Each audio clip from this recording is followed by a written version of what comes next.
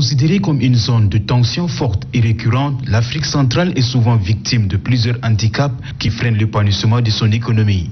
Les récents développements liés à la piraterie maritime, le terrorisme d'État, la criminalité transfrontalière et l'insécurité dans la bande sahélienne ne laissent pas indifférentes les États membres de la Communauté économique des États de l'Afrique centrale, CEEAC. À Brazzaville, les chefs d'État se sont retrouvés pour accorder leur violon sur la situation sécuritaire et politique au Tchad. C'est le chef du gouvernement de la transition, Pahimi Padaké Albert, qui a représenté le président de la République du Tchad, Mahamat Idriss Déby Itno.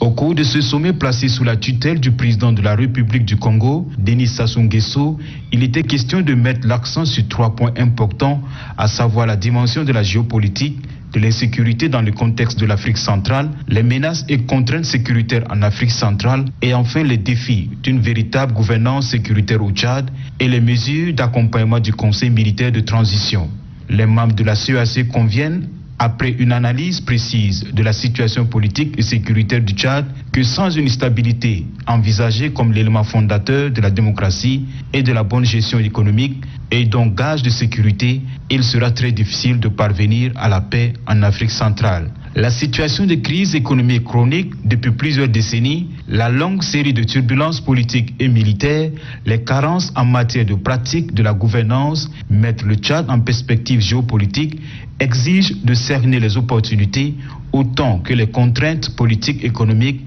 sociales et culturelles dont l'enchaînement détermine l'évolution de ce pays. Aujourd'hui, le pays devrait faire face à de nombreux défis sécuritaires du fait de son environnement régional avec une référence spécifique aux tensions géostratégiques au Soudan, en République centrafricaine, la fin de la guerre en Libye et l'émergence de la question Touareg dans la bande sahélo-saharienne. En somme, il convient de dire que la conférence extraordinaire de Brazzaville fut un succès diplomatique pour les États membres de la CEEAC et augure ainsi un lendemain meilleur à l'établissement et le raffermissement des institutions d'un nouveau Tchad.